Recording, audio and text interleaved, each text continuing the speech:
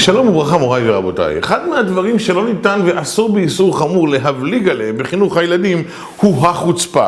דיברנו על כך מספר פעמים, חוצפה, שקר וגניבה ואכזריות. מה קורה כאשר הילד מתחצף? הרי מדובר כאן בילד שלא רק שעושה מעשה רע, אלא שבעצם גם נועל מאיתנו את האפשרות לחנך אותו. כי באותה חוצפה הוא ישתמש מול כל דבר שבו נשתמש כנגדו. הרי להעניק מכות או לסגור ילד בחדר זו לא שיטה שמקובלת, לא על גדולי ישראל ולא על גדולי אומות העולם. מה אנחנו עושים בכזה מצב?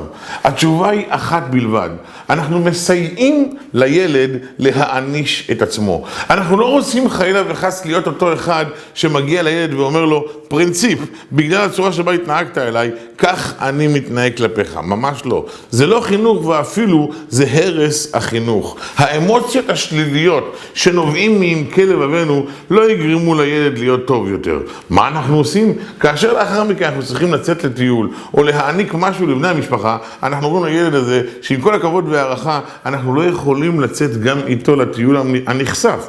כי אתה מתחצף, ומי יודע מה יקרה בטיול, אולי תהרוס לנו את הטיול. היינו מאוד רוצים שתסתרף אלינו, אבל המעשים שלך גורמים לנו בלית ברירה לא להסתפק ולא להצליח לספק את הרצון המדהים הזה.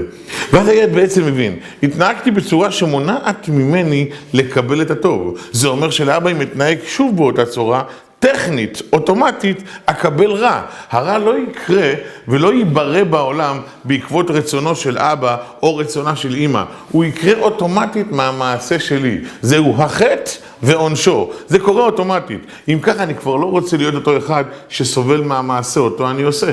ממילא, מראש אני לא מתנהג בצורה כזאת.